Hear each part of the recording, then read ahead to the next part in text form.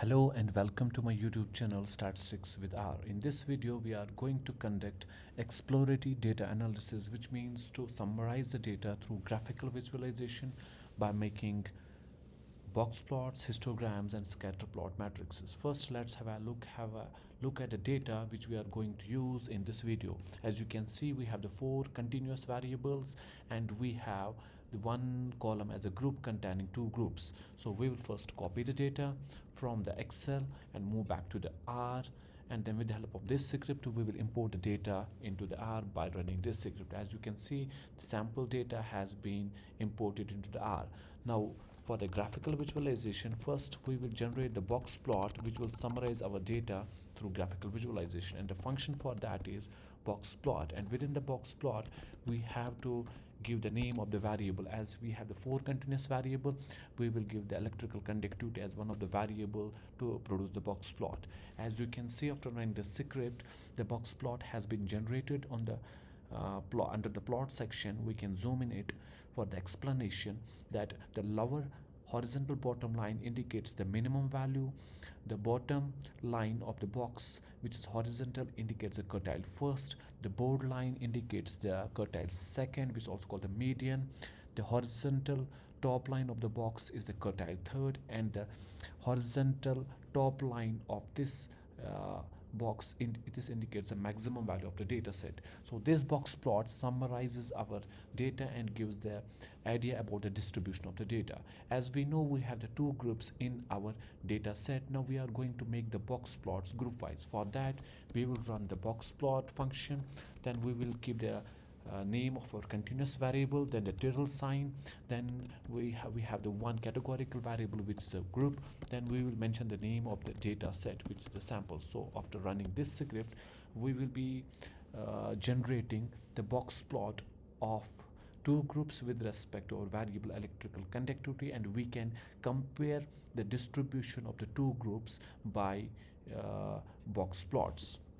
We can also color the box plots by using the color argument in the function, which is, let's suppose we want to color the box plots by red. So this is how we are coloring the box plots by giving the color function within the box plots. So this is how we are generating the box plots, and we get the idea about the distribution of data sets. Next, we will see how to generate the histograms, which are the graphical visualization of the frequency distribution with exclusive class intervals. To generate the histograms, we use hist function, and within the hist function we will put the name of the variable which we are going to use to make the histograms. Let's suppose electrical conductivity. We will run the function. Then you can see on the plot section the histogram has been generated, and on this histogram y-axis there is a frequency. That means we can see that the class intervals ranging from 0.15 to 0.2 having the frequency of around 2, because it's giving the frequency distribution table. But what we want to draw the density curve on this histogram to see whether our data is following the normal distribution or not. To do that, we will give it another argument with a hist function, which is the probability argument, and we will set it to the true because it's a logical statement. So we are setting this probability to the true level so that we will be trying to generate the density functions on the histogram. We will run the script. As you can see now, the frequency which was on the y-axis has been changed to a density function.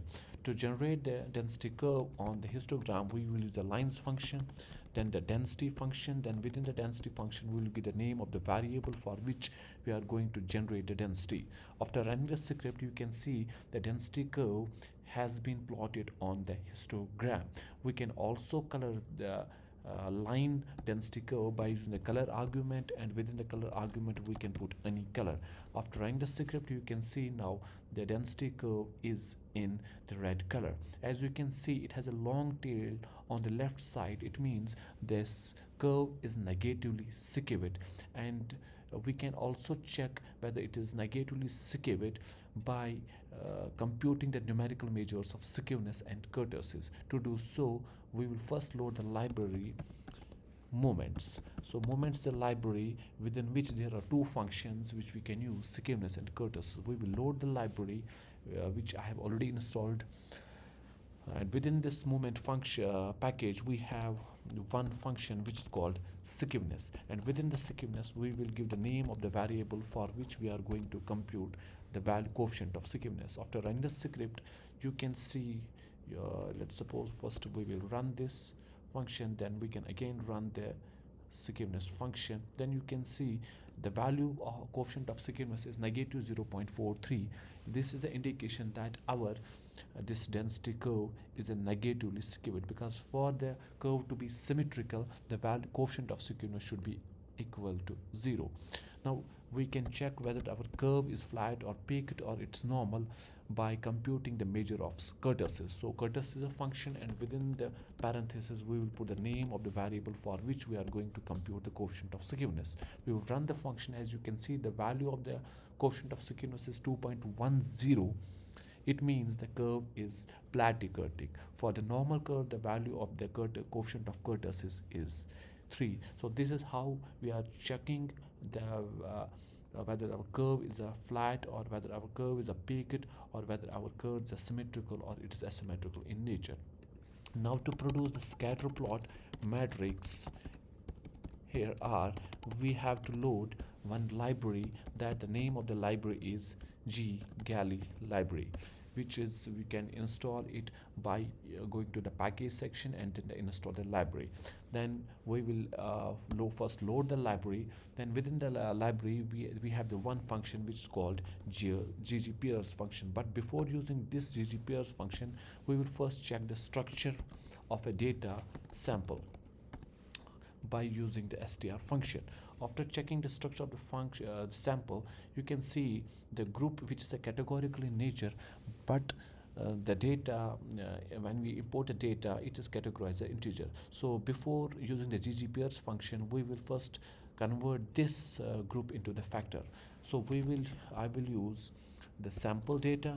Now I will use group by extracting from the dollar sign. Then I will convert it to the factor using the factor function. Then again I will put the name of the sample and the group. I will run the script. Then after running the script, I will again check the structure of a data. Now after checking the structure of data, as you are seeing, now it is a factor with 2 levels.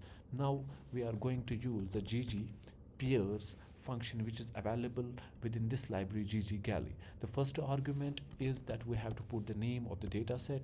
The second argument, we have to put the aesthetics, which stands the function is AES, and within the aesthetic function we have to color the groups, which is group, because we have one categorical variable in data which is group, so we are coloring it by group. So after running the function, the plot will be displayed under the plot section, which is called the scatter plot matrix. As we are seeing, we are getting the box plot group wise of group 1 and group 2 of every continuous variable. Along with that, we are getting the density graphs diagonally, and we are also getting the scatter plot matrix. And in addition to that, we are also getting the correlation between the different continuous variables. So this is how we are performing the exploratory data analysis in the R by producing the graphical visualization. Thank you.